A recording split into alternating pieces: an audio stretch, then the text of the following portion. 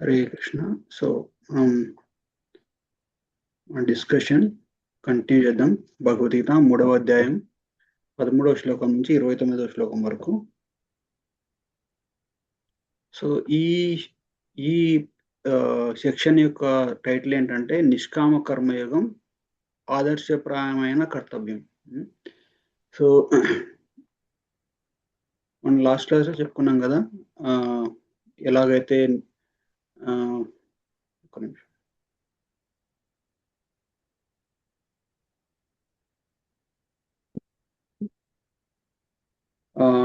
మనకందరికీ ఒక డ్యూటీ ఉంటుంది. ఏంటంటే మనందరం కూడా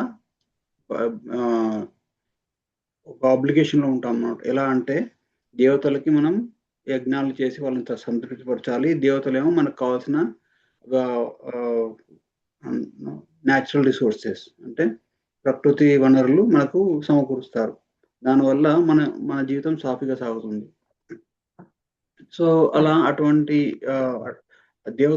దేవతలకే కాకుండా మనకు దేవతలకి, ఋషులకి, పితృదేవతలకి, జంతువులకి, ఇంకా అట్లా మునులకి, ఇంకా చాలా మందికి, పండితులకి, అందరికీ కూడా మనకు చాలా రుణాలు ఉంటాయి అన్నమాట. సో ఇవన్నీ రుణాలు మనం ఒక్కొక్కరికి పట్టుకొని తీర్చుకునే పరిస్థితిలో మనం లేము. కాబట్టి మనం ఏం చేస్తామంటే యథాతరోర్మూల నిశేషనేన తృప్యంతి తత్స్కందభుజోపశాఖ ప్రాణోపహార చైతేంద్రియానం అచ్యుతేజ అని వర్స్ ఉందన్నమాట. ఆ వర్స్లు ఏంటంటే, ఎలాగైతే మనం చెట్టు వేళ్ళకి నీరు పోస్తే చెట్టుకంతటికి పోషణ అందుతుందో, అలాగే మన కడుపుకి మామూలుగా హరే కృష్ణ మనం మామూలుగా భోజనం చేసేటప్పుడు మనం భోజనం చేస్తే మన కడుపుకి ఫీడ్ చేస్తే, అంటే కడుపుకి తిండి పెడితే మన శరీరంలోని ప్రతి ఇంద్రియానికి శక్తి ఆటోమేటిక్గా వచ్చేస్తుందో, అలాగే అచ్యుతుడు అంటే కేశవునికి, అంటే కృష్ణునికి మనం పూజ చేస్తే అందరికీ మనం పూజ చేసినట్టే, అందరికీ మనం కృతజ్ఞత తెలిపినట్టే. సో అది best and easiest way to be grateful to everyone. అంటే అందరికీ మనం ప్రతి ఒక్కరికి మన పట్ల కర్తవ్యాన్ని, మన పట్ల మనం వారి పట్ల కృతజ్ఞత తెలిపాలంటే కేవలం కృష్ణ భక్తి చేస్తే చాలు. ఋషులకి, పితృదేవతలకి, మళ్ళీ వేరే ఇతర దేవతలకి, ఇంకా అందరికీ కూడా మరి కేవలం కృష్ణునికి ఒక్కరికే పూజ చేసే చాలు కదా. మరి జనాలంతా మామూలుగా ఎందుకు అలా చేస్తున్నారు? వాళ్ళకి తెలియదా ఇదంటే, వాళ్ళు ఈ ఒక మామూలుగా అందరూ ప్రతి ఒక్కరు కూడా కృష్ణుని అంటే ఆరాధించే స్థితిలో ఉండరు. ఎందుకంటే కృష్ణ ఆరాధించాలి, కృష్ణతత్వం అర్థం కావాలంటే ఒక రకమైన సాత్విక గుణం ఉండాలి, ఇంకా కృష్ణుని యొక్క అనుగ్రహం వాళ్ళకు ఉండాలి. ఇప్పుడు చూసారనుకోండి, మనం భక్తిలోకి ఎలా వచ్చామంటే కృష్ణుని యొక్క అనుగ్రహం వల్ల ఏదో ఒక భక్తుడు మనకు పరిచయం అయ్యేసి మనకు భక్తి మార్గంలోకి తీసుకొని వచ్చి భక్తి గురించి ప్రచారం చేసి కృష్ణుని గురించి చెప్పి మనల్ని భక్తి మార్గంలో తీసుకొని వస్తాడు. ఆ భక్తుడు మన జీవితంలోకి ఎందుకు వస్తాడంటే కృష్ణుడు మనం ఏదో తెలుసో తెలియకో ఏదో చేసిన చిన్న సుకృతి అంటే మంచి పని వల్ల కృష్ణుడు సంతోషించి తినకు మోక్షాన్ని ఇచ్చేద్దాము, తిన జీవితాన్ని ఉద్ధరించేద్దాము అనేసి ఒక భక్తుని మన జీవితంలో పంపిస్తారనమాట. సో అలా కాకుండా మామూలుగా బయట వాళ్ళు ఏం చేస్తారు? బయట వాళ్ళు అయితే ప్రతి ఒక్కరికి, అంటే దేవతలకి, రాజులకి, పండితులకి, ఋషులకి అందరికీ చేయాలి. వాళ్ళు చేయకుంటే వాళ్ళు ఒక తప్పు చేసిన కేటగిరీకి, అంటే రుణపడి ఉంటారనమాట. ఆ రుణం వాళ్ళకి పెరిగిపోతూ ఉంటుందన్నమాట. సో అందుకే అదే ఆ సెక్షన్స్ అది అయిపోయింది. దాని తర్వాత ఇప్పుడు ఏమైంది? సో మరి కృష్ణ భక్తి చేసేవాళ్ళు వాళ్ళ పరిస్థితి ఎలా ఉంటుందో మనం ఈ సెషన్లో డిస్కస్ చేద్దాం. అంటే కృష్ణ భక్తి అంటే శుద్ధ భక్తులు కూడా వాళ్ళకి ఇవన్నీ తెలుసు. కేవలం కృష్ణ భక్తి, కృష్ణుని యొక్క ధ్యానం చేస్తూ, కృష్ణుని యొక్క జపం చేస్తూ, కృష్ణుని యొక్క భక్తి చేస్తూ ఉంటే సరిపోతుంది. ఇవేమీ అవసరం లేదు. ఏం చేయనవసరం లేదు గూడా. అన్నీ కృష్ణుడే చూసుకుంటాడు.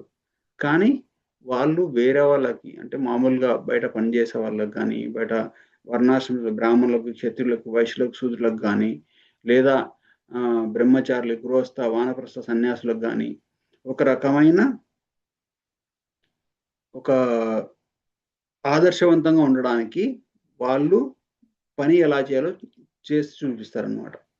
సో, ఇది నిష్కామ కర్మయోగంలో ఈ ఒక నిష్కామ కర్మయోగి తన ఆదర్శం కోసం ఎలా పనిచేస్తాడనేది ఇక్కడ ఈరోజు మన డిస్కషన్‌లో ఆహ్, చర్చించుకుందాం. ఓకే. సో, ఈ 17వ శ్లోకం. యస్ యస్వార్మ యస్వరాత్మా రతిరేవ స్యాదాత్మా తృప్తశ్చ మానవః ఆత్మన్యైవ చ సంతుష్టా తస్య కార్యం న విద్యతే. ఏ వ్యక్తి అయినా తన ఆత్మలోనే ఆనందాన్ని పొందుతాడో, ఎవరి జీవితం అయితే ఆత్మ సాక్షాత్కారంతో నిండి ఉంటుందో, మరియు ఎవరు తనలో తానే పూర్తి సంతృప్తిని కలిగి ఉంటారో, అటువంటి మహానుభావునికి ఈ లోకంలో ఇక చేయవలసిన విధి లేదా కర్తవ్యం అంటూ ఏది మిగలలేదు. అంటే ఇటువంటి లక్షణాలు చెప్పారు కదా! వాళ్ళకి వాళ్ళు ఎవరో తన శరీరం కాదు ఆత్మ అని తెలిసి ఉండాలి.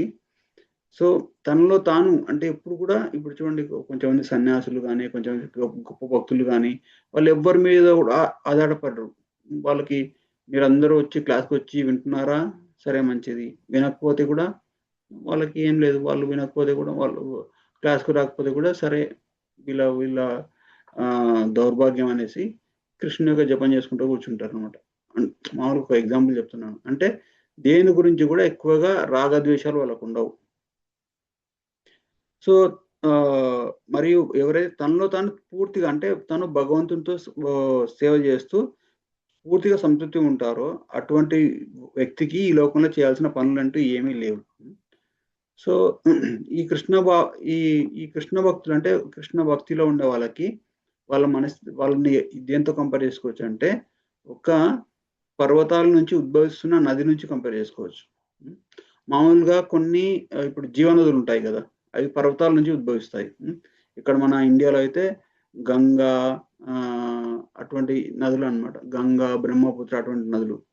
అటువంటి నదులేంటంటే అవి కొండలో నుంచి ఉద్భవించాయి గాబట్టి వాటి యొక్క నీరు కొండల యొక్క మామూలుగా పర్వతాల యొక్క సెలయేళ్ల నుంచి వచ్చేస్తుంది. అంటే మామూలుగా గంగా నీరనుకోండి ఎలా వస్తుంది? హిమాలయాల్లో ఉన్న మంచంతా కరిగేసి అంటే మామూలుగా గంగా అవతరణ ఒక మామూలుగా శాస్త్రంలో ఉన్న స్టోరీ వేరు. మామూలుగా ప్రాక్టికల్‌గా చూడాలంటే హిమాలయాల్లో ఉన్న నీరు గంగ రూపంలో ప్రవహిస్తూ ఉంటుంది. కానీ కొన్ని నదులుంటాయి. ఎట్లా అంటే మన మామూలుగా ఇట్లా తుంగభద్ర అట్లాంటి నదులకి, కృష్ణా నదులకి మామూలుగా ఆంధ్రాలో ఉన్నాయి గదా! అటువంటి నదులకి వర్షాకాలం వస్తే తప్ప అవి ప్రవహించవు. ఎందుకంటే వర్షాకాలం వచ్చి బాగా వర్షం పడి అన్ని చోట్ల నుంచి నీరంతా ప్రవహించేసి నదిలోకి ప్రవహిస్తే అప్పుడు గాని ఆ నీరు ప్రవహించడం మొదలుపెట్టదు. అంటే ఆఫ్‌కోర్స్ ఒక చిన్న దానికి కూడా ఒక మామూలుగా ఆ నది ఉద్భవించేది కూడా చిన్న కొండల నుంచే ఉద్భవిస్తది. కాకపోతే అవి జీవనదులు కాదనమాట. అంటే ఈ కృష్ణ భక్తి చేసే వ్యక్తికి కూడా ఈ జీవనదుల్లాగా ఎవ్వరి మీద ఆధారపడకుండా ఈ జీవనదులనుకోండి నువ్వు చలికాలమైనా, ఎండాకాలమైనా, వర్షాలు పడిని, కరువు రాని, ఎటువంటి పరిస్థితి అయినా కూడా అవి సంవత్సరం మొత్తం ప్రవహిస్తూనే ఉంటాయి. కొన్ని సార్లు ఉధృతంగా మామూలుగా వర్షాలు బాగా పడితే బాగా ఉధృతంగా ప్రవహిస్తాయి. వర్షాలు చాలా తక్కువ పడితే కొంచెం తక్కువగా ప్రవహిస్తాయి. కానీ ప్రవాహం మాత్రం ఎప్పుడు కూడా ఆగదు. అలాగే కృష్ణ భక్తిలో ఉండే వ్యక్తి కూడా తనకి ఎటువంటి యజ్ఞాలు, యాగాలు అటువంటి దాని మీద ఆధారపడ్డాడనమాట. సో, మామూలుగా అటువంటి వ్యక్తి బంధాల నుంచి ఆల్రెడీ విముక్తి అయిపోయింటాడు. అంతఃకరణ శుద్ధి అయినప్పుడు జీవుడికి పరమాత్మతో ఉన్న శాశ్వతమైన బంధం ఎటువంటిదో ఏమిటో స్పష్టంగా అర్థమవుతుంది. అంటే మన మనసు బాగా అన్ని మలినాలు, కామము, క్రోధము, లోభము, మదమత్సర్యాలు అటువంటి మలినాల నుంచి పూర్తిగా పరిశుద్ధమైనప్పుడు పరమాత్మ యొక్క మనకు పరమాత్మతో ఉన్న సంబంధం ఏంటో బాగా అర్థమవుతుంది. అప్పుడు దీనివల్ల వేదాలు చెప్పబడిన కర్మకాండలు, నిబంధనలను పాటించాల్సిన అవసరం అతనికి దాటిపోతుంది. ఎప్పుడైతే నాకు భగవంతునితో డైరెక్ట్ కనెక్షన్ ఉందో అప్పుడు ఇంకా నేను వేరే వాటి గురించి పట్టించుకునే అవసరం లేదనేసి తనకు అర్థమైపోతుంది అనుకో. అందుకే చూడండి కొంచెంమంది ఉంటారు, వాళ్ళన్ని బంధాలు వదిలేసుకుంటారు, అన్ని రెస్పాన్సిబిలిటీస్ ప్రకారం పెట్టేసి కేవలం భక్తి మాత్రమే చేస్తుంటారు అనమాట. అలాగే వాళ్ళకి ఏంటంటే భౌతిక విషయాల పట్ల కూడా ఎటువంటి ఆసక్తి ఉండదు. ఎందుకంటే వాళ్ళు they have a higher taste, అంటే వాళ్ళకి ఉన్నతమైన ఆసక్తి కలిగింది కాబట్టి, ఉన్నతమైన రుచి కలిగింది కాబట్టి. అలాగే ఆత్మ గాని కృష్ణ భక్తుడి యొక్క పరిపూర్ణ స్వాతంత్రం అనమాట. ఎందుకంటే తను ఎవరి మీద ఆధారపడడు కాబట్టి తను సంతోషంగా ఉండడానికి ఎవరిని ఇప్పుడు మామూలుగా కొంచెంమంది అయితే వెళ్ళి ఆఫీస్కి వెళ్ళి పని చేయాలి, జాబ్ చేసేటప్పుడు ఒక మామూలుగా వాళ్ళ యొక్క బాస్ని సాటిస్ఫై చేయాలి, అంటే వాళ్ళకి నచ్చినట్టు పని చేయాలి, పని చేసే తప్ప ఉద్యోగం ఉండదు, ఉద్యోగం ఉంటే తప్ప జీతం రాదు. మళ్ళీ ఇంటికి వచ్చినప్పుడు ఇంటి కుటుంబ సభ్యులందరినీ సంతృప్తిపరచాలి. మళ్ళీ ఏదైనా సంఘంలోకి వెళ్ళినప్పుడు అందరూ అంటే వాళ్ళ పరిస్థితులను బట్టి వాళ్ళు మారిపోతూ ఉంటారనమాట. కానీ ఒక ఆత్మ సాక్షాత్కారం పొందిన వ్యక్తి ఈ లోకంలో తనకంటూ ఒక స్వార్థ ప్రయోజనం కోసం చేయాల్సిన పనులు ఏవి ఉండవు. అంటే నాకు ఇది కావాలి, నా శోచితి నా కాంక్షితి. అటువంటి వ్యక్తి ఏం చేస్తాడంటే తను నాకు ఇది కావాలని దేని గురించి వెంపర్లాడాడు. అలాగే తనకి ఏదో జరిగిపోయిన దాని గురించి కూడా ఆలోచించాడు అనమాట.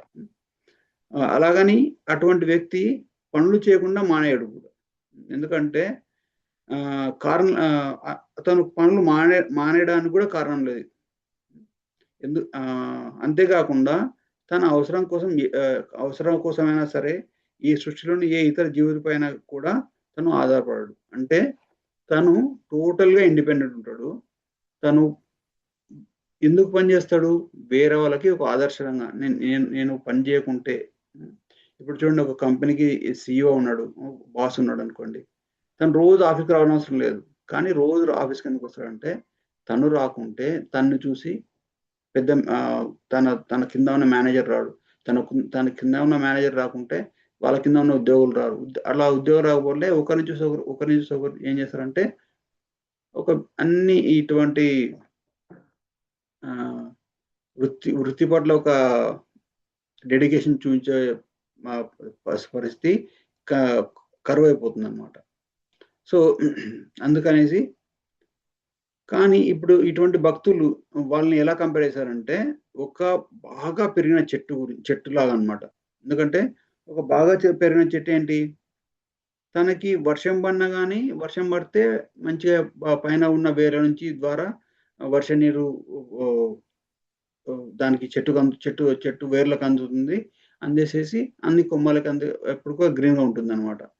ఒకవేళ వర్షం పడలేదనుకోండి, దాని వేలు చాలా లోతుగా ఉంటాయి కాబట్టి భూమి నుంచి అది నీళ్ళని తీసుకుంటుంది అనమాట. అంటే అది ఒకరిపైన ఆధారపడ్డది అనమాట. అలాగే ఈ కృష్ణ భక్తుడు కూడా మామూలుగా తనకు అన్ని పరిస్థితులు అనుకూలంగా ఉన్నాయి, అందరూ దానికి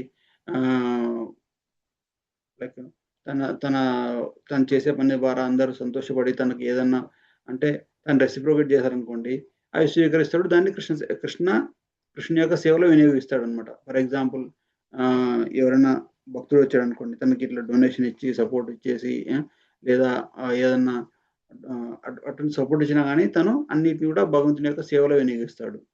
లేదు తనకి ఏది రాలేదనుకోండి, కేవలం భగవంతుని మీద ఆధారపడేసేసి తను అలా తన జీవితాన్ని కొనసాగిస్తాడనమాట. సో, ఇప్పుడు కృష్ణుని యొక్క ఖచ్చితమైన ఆదేశం ఏంటంటే, ఈ ఈ ఎగ్జాంపుల్ చెప్పి కృష్ణుడు ఏం చెప్తున్నాడంటే మనకి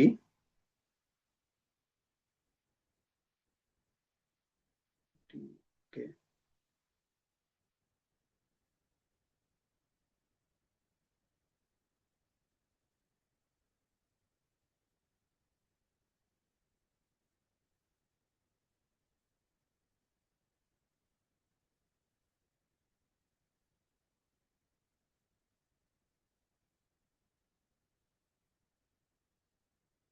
సో, దీనివల్ల కృష్ణుడు ఏం చెప్తున్నాడంటే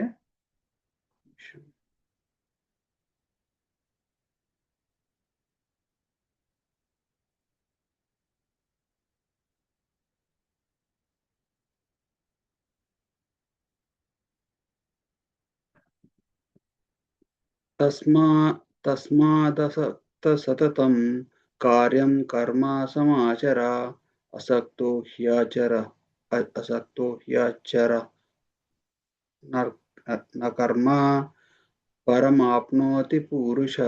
అంటే ఆత్మానుభూతి సాధించినటువంటి మహాత్ములు వారికి నిర్దేశించిన కార్యములను భౌతిక ఫలాలతో చేయరు. అతను సామాన్య జనులకు ఉదాహరణగా నిలపడం మాత్రమే తన పనులు చేస్తారనమాట. అంటే వాళ్ళు కొంతమంది ఇటువంటి భక్తులు కూడా జాబ్ చేస్తారు. భక్తులు కూడా చాలా గొప్ప వ్యక్తులు. అంటే ఇట్లా సన్యాసం తీసుకున్న వాళ్ళే భక్తులు కాదు. గృహస్థాశ్రమంలో ఉంటూ ఇంకా వాళ్ళ ఫ్యామిలీ తోటి వాళ్ళకు వృత్తి ధర్మము, కుటుంబ ధర్మము, అలాగే దేశ ధర్మము అట్లా వివిధ రకాల డ్యూటీస్ కూడా చేస్తూ కూడా కృష్ణ భక్తి చేసేవాళ్ళు చాలా మంది ఉన్నారనమాట. సో, వాళ్ళకి తెలుసనమాట. నేను ఎందుకు చేస్తున్నా? ఈ బిజినెస్ అవసరం లేదు. ఈ రెస్పాన్సిబిలిటీ అవసరం లేదు. ఈ పదవులు అవసరం లేదు. అని వాళ్ళ లోపల ఒక వైరాగ్యంతో ఉంటారు. కానీ వాళ్ళు పైకి మాత్రం కేవలం ఒక ఆదర్శాన్ని సెట్ చేయడానికి మాత్రమే వాళ్ళు పనిచేస్తారనమాట. ఒక ఎగ్జాంపుల్ చెప్పాలంటే ఇప్పుడు మనకున్నారు గదా! మన ప్రైమ్ మినిస్టర్ నరేంద్ర మోడీ. తను రాజకీయాల్లోకి రాకముందే తను సన్యాసం తీసుకున్నాడనమాట. సన్యాసం తీసుకొని వెళ్ళిపోయాడు. వెళ్ళిపోతే అక్కడ వాళ్ళ సన్యాస గురువు ఏం చెప్పారంటే, "నువ్వు ఈ సొసైటీలో చేయాల్సిన పనులు ఇంకా ఉన్నాయి. అక్కడెళ్ళేసి నువ్వు ఒక కర్మయోగిలా పనిచేసి నీ ధర్మాన్ని పాటించు" అంటే తను మళ్ళీ ఒక సన్యాసిని దీక్ష విరమించి ఈ మళ్ళీ సొసైటీలోకొచ్చేసి ఇట్లా రాజకీయాల్లోకి వెళ్ళినా గాని తను ఒక యోగిలానే బ్రతుకుతుంటాడనమాట. సో, అలా ఇంకా మన పురాణాల్లో జనక మహారాజు లాంటి వారన్నారు. జనక మహారాజు కూడా ఆహ్, చ పూర్తిగా ధర్మోపదేశంతో పనిచేస్తుంటాడనమాట. తనకు రాజ్యం పట్ల గానీ, పదవి పట్ల గానీ, ఎటువంటి భోగాల పట్ల గానీ అస్సలు కొంచెం గూడా ఆసక్తి ఉండదు. కేవలం తను తను ఉన్న పొజిషన్‌కి న్యాయం చేయాలి కాబట్టి, తన యొక్క డ్యూటీస్‌ని సక్రమంగా నిర్వర్తిస్తుంటాడు. అందుకే ఆహ్, ఆదిపరాశక్తి తనకి తనకు కూతురుగా వచ్చేసింది. అంటే ఎవరు? లక్ష్మీదేవి. రాధారాణి యొక్క ఎక్స్‌పాన్షన్ సీతాదేవి తనకు కూతురుగా వచ్చేసింది. అలాగే శ్రీరాముడు అంటే కృష్ణుడే రాముడిలాగా వచ్చారు. రా రాముడు రాముడు జనక మహారాజుని ఒక ఫాదర్‌లీ ఫిగర్ అంటే ఒక పితృభావంతో చూసేవారనమాట. అంటే అటువంటి పొజిషన్‌ని తను సాధించగలిగాడు. ఎలా సాధించగలిగాడు? తన యొక్క ధర్మాలన్నీ పాటిస్తూ తన యొక్క మనసుని మాత్రం కేవలం భగవంతుని మీద పెట్టడం ద్వారా. అంటే మామూలుగా ఇప్పుడు చూడండి ఒక యోగి అన్నీ వదిలేసేసేసి ఏదో కొండల్లోనో, అడవుల్లోనో తపస్సు చేస్తుంటాడు. అటువంటి వ్యక్తికి కూడా అంత వైరాగ్యం రాదు. అంటే అంటే వాళ్ళు వైరాగ్యం అంటే ఏంటంటే భౌతిక విషయాల పట్ల, ఇంద్రియాల పట్ల, ఇంద్రియ సుఖాల పట్ల ఎటువంటి వ్యామోహం లేకుండా కేవలం భగవద్భక్తి పట్ల మాత్రమే వాళ్ళకి ఒక డెడికేషన్ ఉంటదనమాట. అలాగే మనం ఇప్పుడు మనం చేసే పొజిషన్ ఏదైనా గానీ మనకి జాబ్ చేస్తుండొచ్చు. లేకపోతే ఇంకా ఒక ఫ్యామిలీలో ఒక ఇంటి పెద్దగానో, ఒక హస్బెండ్ గానో, ఒక భర్త గానో, ఒక భార్య గానో, ఒక తల్లి గానో, ఇంకా ఒక కొడుకు గానో, వివిధ రకాల డ్యూటీస్ మనకుంటాయి. వాటన్నిటి చేస్తూ కూడా మన యొక్క మన యొక్క అటెన్షన్, మన యొక్క ఆలోచన అంతా ఎక్కడ ఉండాలంటే కృష్ణుని యొక్క పాదాల మీద ఉండాలి. అంటే కృష్ణుని యొక్క సేవలో ఉండాలన్నమాట. దానివల్ల ఏమవుతుంది? మనం చేసే యొక్క కర్మల యొక్క ఫలితం మనకు అంటదు. మనకి ఎగ్జాంపుల్ చెప్పాను కదా! ఒక మిలిటరీ అతను ఉంటాడు. మిలిటరీ అతను తను బార్డర్‌లోకెళ్ళేసేసి చాలా మందిని చంపేస్తాడు. ఎందుకు? తన వృత్తి ధర్మం అంటే తన యొక్క డ్యూటీ పరంగా. శత్రువులు అటాక్ చేస్తారు. శత్రువులు అటాక్ చేసినప్పుడు తన యొక్క ఆయుధంతోటి వాళ్ళని చంపుతాడు. వందల మందిని, వేల మందిని చంపినా గానీ తనకి ఎటువంటి శిక్షలు వర్తించవు. కానీ అదే మిలిటరీ వ్యక్తి వచ్చేసి ఒక మిలిటరీ సైనికుడొచ్చి అదే సైనికుడొచ్చి తన ఈ దేశం లోపల ఎవరినైనా గొడవ పెట్టుకునేసి ఎవరైనా కొట్టినా గానీ, ఎవరైనా చంపినా గానీ దానికి వెంటనే తీసుకెళ్ళి జైల్లో పెడతారు. ఎందుకంటే ఇది తన కోసం చేశాడు కాబట్టి. అలాగే మనం కర్మని ఎప్పుడు కూడా మనం ప్రతిదీ కూడా మనం తినడము, పడుకోవడము, స్నానం చేయడము, కుటుంబ బాధ్యతలు నెరవేర్చడము, బయట బయట మామూలుగా వృత్తి ధర్మాలు అంటే మన జాబ్ చేయడము, అన్నీ కూడా భగవంతుడి కోసం చేయడం వల్ల మనం ఆటోమేటిక్‌గా అన్ని కర్మబంధాల నుంచి విముక్తి పొందుతాం. ఎందుకంటే మనం మన కోసం చేయట్లేదు. మనకి ఈ శరీరాన్ని ఇచ్చాడు కాబట్టి మనం ఈ శరీర బాధ్యతలను మనం నిర్వర్తిస్తున్నాము. నిర్వర్తించిన తర్వాత అవన్నీ కూడా భగవంతుడికి సమర్పిస్తున్నాం. దానివల్ల మనకి ఎటువంటి కర్మబంధాలలో మనం పడము. లేదా అలా చేయకపోవడం వల్ల ఏమవుతుంది? అందుకే కృష్ణుడు కూడా ఇక్కడికొచ్చినప్పుడు అంటే ఈ భౌతిక జగత్తులోకొచ్చినప్పుడు కృష్ణుడు కూడా తను కూడా పెళ్లి చేసుకున్నాడు. తను కూడా పిల్లల్ని కన్నాడు. తను భార్యలు, పిల్లలు, మనవళ్ళు, మనవరాళ్ళు అంతమంది కూడా ఉన్నారు తను కృష్ణునికి. అంటే కానీ కృష్ణుడు ఎప్పుడు కూడా 16 ఏళ్ల కుర్రాడిలాగానే కనపడతాడు. తను కురుక్షేత్ర యుద్ధంలో అర్జునుడితో పాటు సారథ్యం చేస్తున్నాడు కదా! రథసారథ్యం చేసేటప్పుడు ఇమేజ్ ఇదిగోండి ఇక్కడ కృష్ణుడు రథ సారథ్యం చేస్తున్నాడు. రథ సారథ్యం చేసేటప్పుడు అర్జునుడేమో ఒక అడల్ట్ మ్యాన్ లాగా కనపడుతుంటాడు. కానీ కృష్ణుడు మాత్రం కేవలం ఒక 16 ఏళ్ల పిల్లవాడిలాగా ఉంటాడు. ఎందుకంటే కృష్ణుడు యొక్క ఏజ్ 15 సంవత్సరాల 9 నెలలు.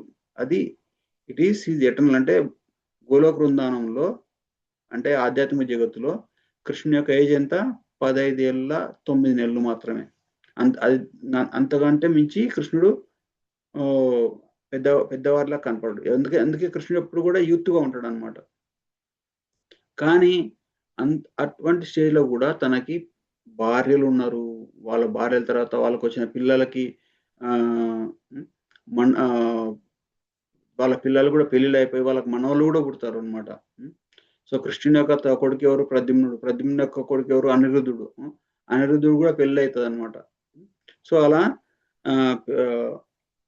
కృష్ణునికి తన కొడుకులు, మనవళ్ళు కూడా ఉండే స్టేజ్‌లో ఉంటారు. కానీ కృష్ణుడు స్వయంగా భగవంతుడైనా గానీ తన యొక్క గృహస్థ ధర్మాన్ని ఖచ్చితంగా పాటిస్తాడు.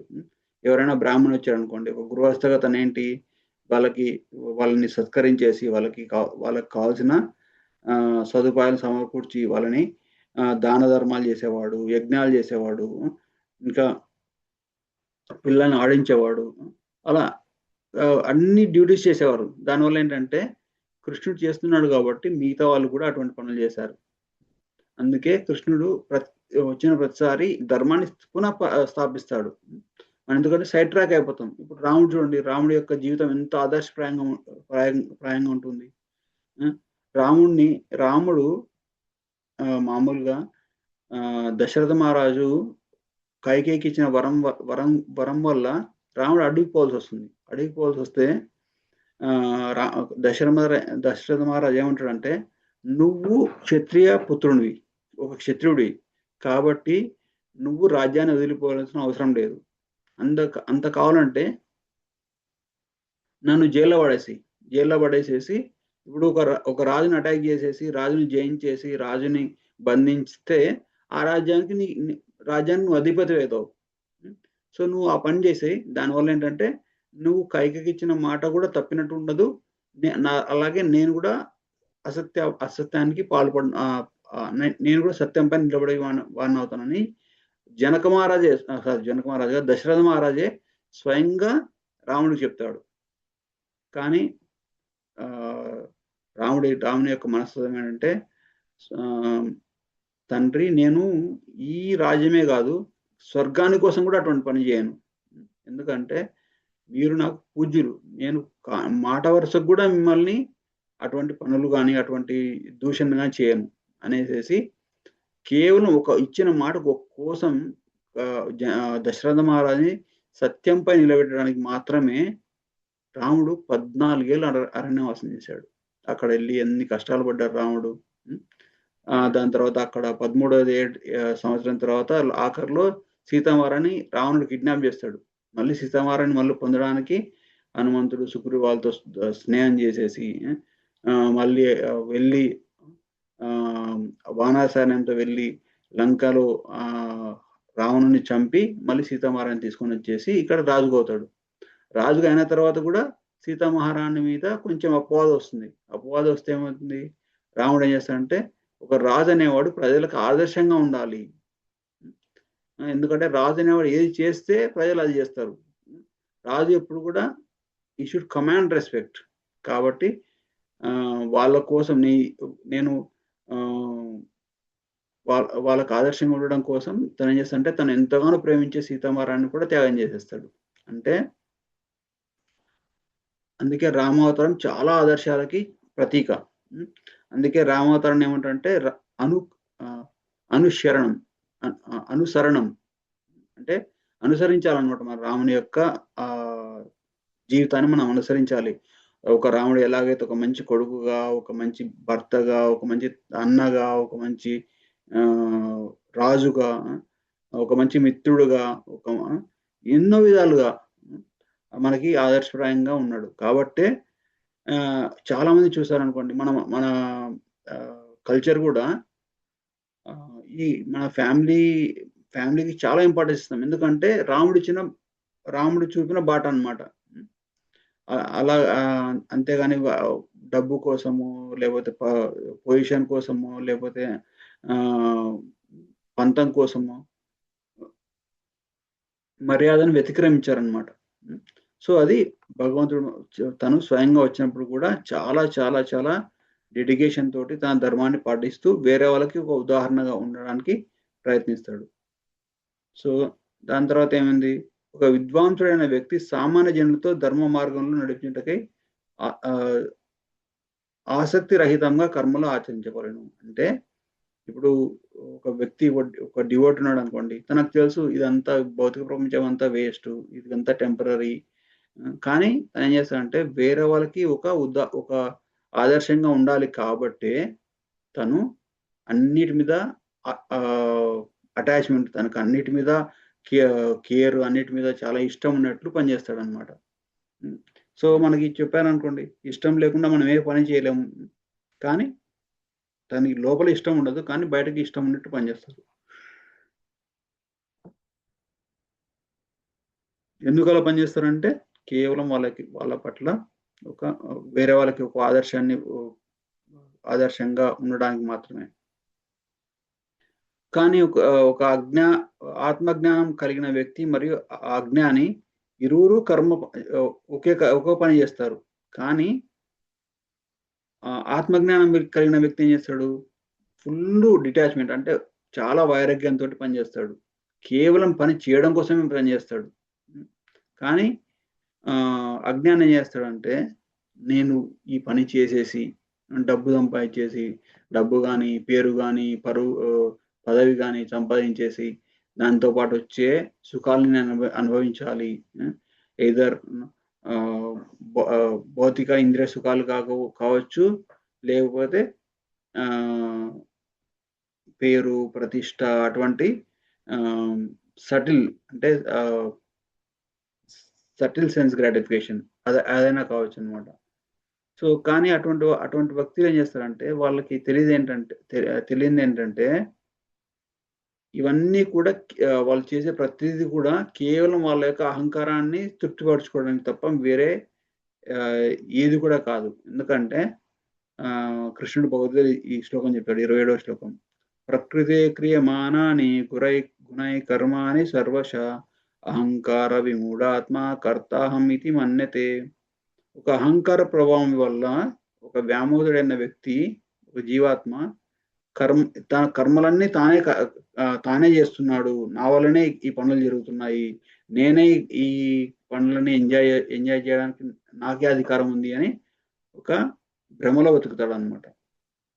కానీ యాక్చువల్ ఏం చేస్తుంది, ప్రకృతి తన పని చేసుకుంటుంది. చూడండి, మన శరీరం మనం కేవలం ఫుడ్ లోపల టంగు మీద పెట్టి లోపలికి మింగేస్తాం. మింగేసిన తర్వాత శరీరం ఎంతో పనిచేసేసి దాని ద్వారా శక్తిని తీసుకొనేసేసి దాని తర్వాత వేస్ట్ అంతా పాడేసేసి అంతా ఆటోమేటిక్గా చేసేస్తుంది. అలాగే మనము ఏ పని చేసినా కానీ ఈ శరీరం భగవంతుడు ఇచ్చిందే. ఈ శరీరం మనకుగా మనం తయారు చేసుకోలేదు.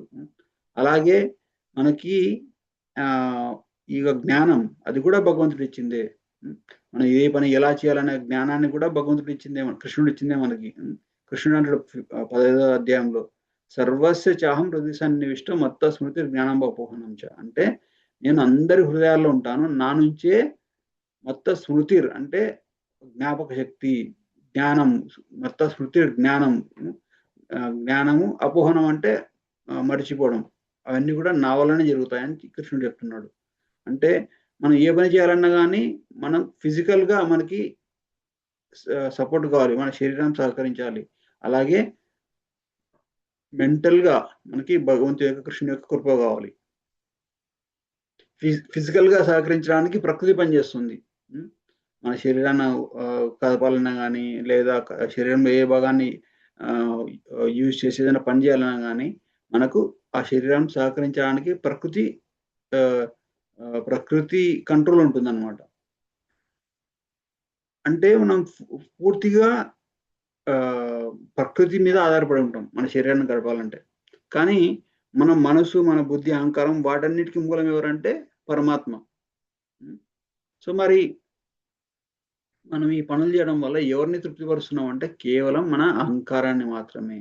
మన చేతుల్లో ఏముంది, కేవలం కర్మ చేయాలి అనే ఒక సంకల్పం మాత్రమే ఉంది. అంటే నేను ఈ పని చేయాలి అనుకున్నప్పుడు భగవంతుడైన కృష్ణుడు ఏమంటాడంటే శాంక్షన్ చేస్తాడు అనమాట. సరే ఈ పని ఇతను చేయాలనుకున్నాడు, చేయనియండి అని ఒక శాంక్షన్ చేస్తాడు. శాంక్షన్ అంటే తెలుసు కదా, దాన్ని అప్రూవ్ చేస్తాడు అనమాట. అప్రూవ్ చేసినప్పుడు ఏమవుతుంది, వెంటనే ఆ పని ఎలా చేయాలన్న జ్ఞానం మనకు వచ్చేస్తుంది. వచ్చేసిన తర్వాత కృష్ణుడు అప్రూవ్ చేశాడు కాబట్టి వెంటనే ప్రకృతి దానికి సహకరిస్తుంది. కేవలం ఒక కప్పుని ఇలా ఎత్తాలన్నా కానీ లేదా ఏ చిన్న చేయి ఎత్తాలన్నా కానీ మనకి ఇవంతా ప్రొసీజర్ ఉంటుంది అనమాట. భగవంతుడు మనకు దానికి తగ్గట్టు మనకి అంటే మనల్ని శాంక్షన్ చేయాలి భగవంతుడు. భగవంతుడు శాంక్షన్ చేసిన తర్వాత ప్రకృతి కూడా మనకు పని చేయాలన్నమాట. సో అంటే మన చేతుల్లో కేవలం ఈ పని చేయాలి అనే ఒక ఇచ్చ మాత్రమే ఉంటుంది. మరి అన్ని పనులు అందరూ ఎందుకు చేయాలంటే అది కర్మానికి అనుగుణంగా మనకి ఎంత ఎలిజిబిలిటీ ఉందో దాన్ని బట్టి. కర్మనా దైవనేతేన జంతువుడు దేహపోతాయి. అంటే ఈ కర్మను అనుసరించి ఒక వ్యక్తి ఎంత పనులు చేయాలి, ఎంత సుఖపడాలి, ఎంత దుఃఖపడాలి,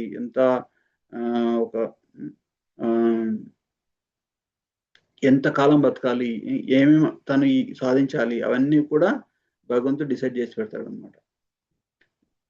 సో మనకి ఇచ్చిన ఫ్రీడమ్ కూడా కేవలం ఆ భగవంతుడు ఇచ్చిన దాంట్లోనే. ఇప్పుడు చూడండి, ఒక మామూలుగా ఒక పచ్చిక బయలు ఉంది అనుకోండి, పెద్ద గ్రౌండ్ లో మంచిగా గ్రాస్ ఉంది అనుకోండి, అక్కడ దాని మధ్యలో ఒక మంచి స్తంభం ఉంది. ఆ స్తంభానికి ఒక ఆవును కట్టేశారు. ఆవుని ఒక మామూలుగా పొడవాటి రోప్తో కట్టేశారు. సో ఆ కట్టేసిన ఆవు అది ఎంతవరకు మేస్తుంది ఆ గ్రౌండ్ లో ఉన్న మేతను అంటే ఆ తాడు ఎంతవరకు దానికి అలౌ చేస్తుందో, తాడు ఎంతవరకు ఎంత తాడు ఆ స్తంభాన్ని కట్టేసింది కాబట్టి ఆ స్తంభం నుంచి ఆ తాడు ఎంతవరకు అయితే తను అనుమతిస్తుందో అంతవరకు మాత్రమే అది పని చేయగలదు, అది అక్కడ మేయగలదు అనమాట. అలాగే మన కర్మ యొక్క బంధం కూడా, మన కర్మ ఎంతవరకు మనకి సహకరిస్తుందో, ఎంతవరకు మనల్ని పని చేయనిస్తుందో అంతవరకు మాత్రమే మనం పని చేయగలం. అందుకే కొంచెం మంది చూసారనుకోండి, కేవలం వాళ్ళు తినడానికి కూడా తిన్నది కూడా అరిగించుకోలేరు. ఇంకా కొంచెం మంది చూస్తే కొంచెం మంది చూడలేరు, కొంచెం మంది మాట్లాడలేరు, కొంచెం మంది కనీసం ఆలోచించలే పరిస్థితి కూడా ఉండదన్నమాట. అంటే వాళ్ళ యొక్క కర్మలకు అనుగుణంగా వాళ్ళు చేయాల్సిన పనులన్నీ అయిపోయాయి. వాళ్ళకి ఏమాత్రం ఇంకా ఇక్కడ పని లేదనేసి ప్రకృతి వాళ్ళని అటువంటి నియంత్రణ చేసేస్తుంది అనమాట. అంటే ఇది గుర్తుపెట్టుకోలేదు. అంటే చేసే ప్రతి పని కూడా మనం భగవంతుని యొక్క ఆదేశాను ప్రకారం ప్రకృతి మనతో చేయిస్తుంటది అనమాట. అంటే ఈ మొత్తం విషయంలో మన రోల్ ఏంటి అంటే చెయ్యాలని ఒక సంకల్పం మాత్రమే. కొంచెం మంది అనుకుంటారు నేను అది చేయాలి, ఇది చేయాలనుకుంటారు. కానీ వాళ్ళ యొక్క ఎలిజిబిలిటీ ఎంతవరకు ఉందో అంతవరకు మాత్రమే ప్రకృతి వాళ్ళతో ఆ పని చేయిస్తుంది.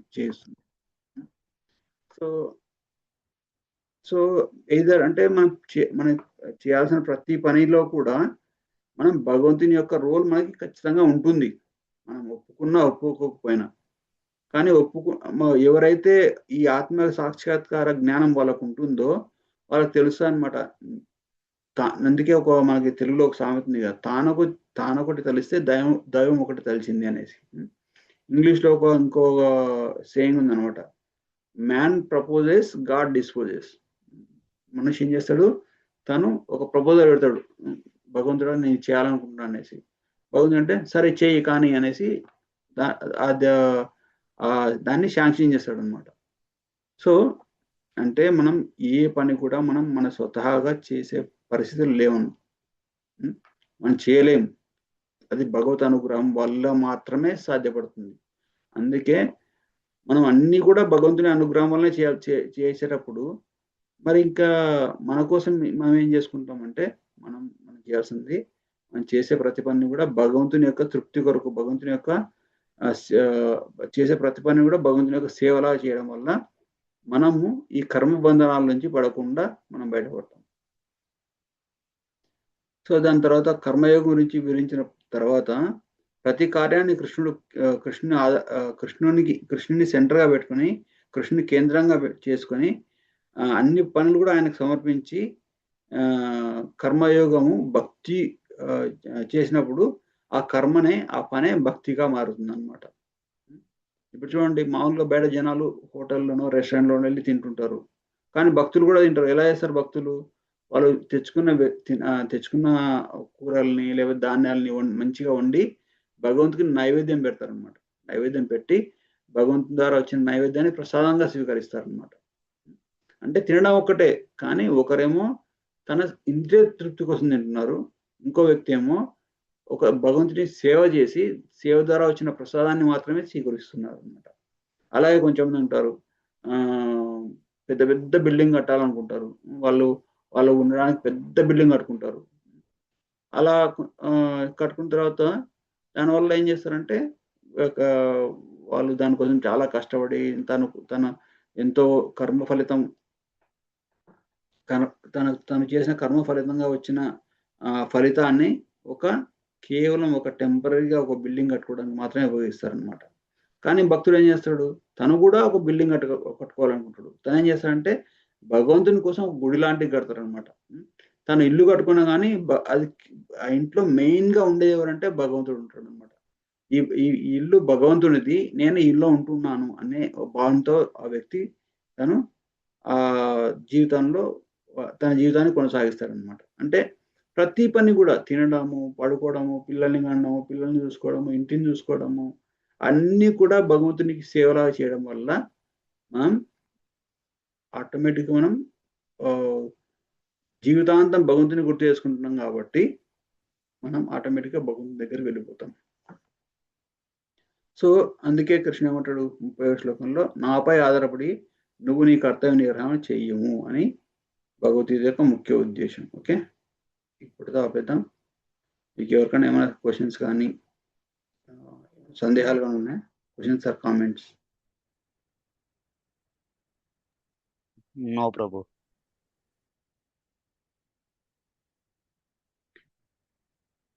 Thank you. ఇండియా గ్రంథరాజ్ శ్రీమద్ భగవద్గీత की जय, श्री प्रभुपाद की जय, అంతకోటి వైష్ణవులు की. Thank you so much. Hare Krishna. మీకు అందరికి అర్థమవుతుంది కదా చెప్పింది? మరి Yes, yes, ప్రభు. ఇంకా ఉదాహరణలు ఎక్కువ ఇచ్చి ఇంకా క్లియర్ చెప్పమంటారా?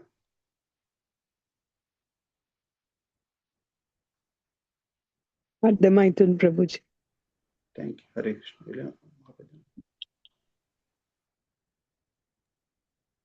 హరే కృష్ణ ప్రభు. హరే కృష్ణ. థ్యాంక్ యూ ప్రభు. Thank you everyone. Hare Hare Krishna ప్రభుజీ. Thank you Prabhu.